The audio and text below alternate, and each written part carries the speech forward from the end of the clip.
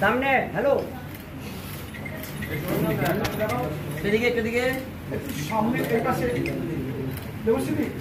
এদিকে তাকা সামনে সামনে অনুপম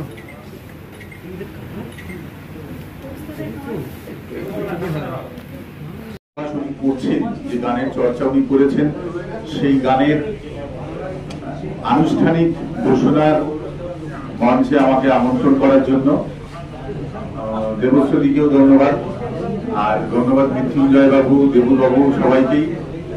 একটা কথা বলি, আপনারা বেশিরভাগই আমার বহু বছরের পুরনো পরিচিত বন্ধু, সাংবাদিক বন্ধু বা কাছের বন্ধু, কিন্তু একটা জিনিস আপনাদের সবাইকে একসাথে জড়ো হতে তখনই দেখা যায় যখনই কোনো নতুন ঘটনা ঘটে।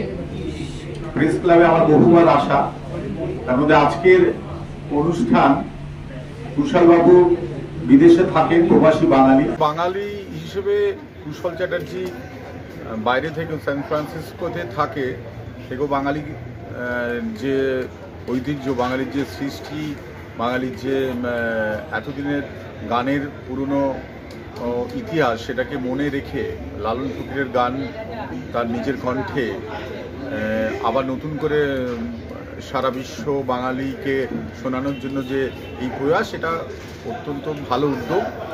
আসতে পেরে বাঙালি হিসেবে খুব ভালো লাগছে।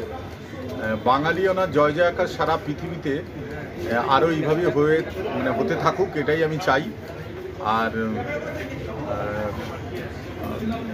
এই বিশ্বে বাঙালির যে পুরনো ঐতিহ্য, সেটা তুলে ধরার জন্য আমাদের এরকম প্রচেষ্টা আরও হতে থাকুক এবং আপনাদের এই সহযোগিতা যেন আগামীতে সবসময় থাকে, এটাই আমার ইচ্ছে।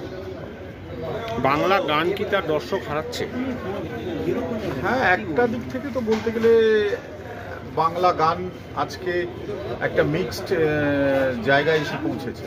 তার যে একান্ত যে নিজস্ব সুরগুলো ছিল, সেই জায়গায় আজকে বিভিন্ন রকমের মিউজিকের ফিউশন মিউজিক এসছে। সেই ফিউশন মিউজিক আমাদের কতটা গ্রহণযোগ্য বাঙালি কাছে, বিশেষ করে যারা একটু পুরনো দিনের, সেটা তো একটা প্রশ্ন এসেই যায়।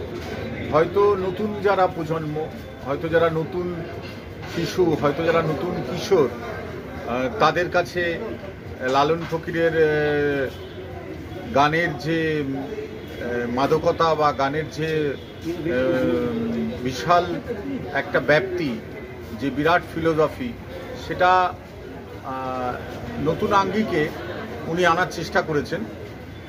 কিন্তু সেই আঙ্গিক যেমন নতুন দর্শককে ধরে রাখছে, তেমন একটা বিতর্কও তো তৈরি করে দিচ্ছে, যে বিতর্ক এটা আমাদের সামনে দাঁড় করিয়ে দিচ্ছে যে সেই স্বকীয়তা কি বাঙালি গান বা বাংলা গান বা বিভিন্ন ভাবের গান হারিয়ে ফেলল?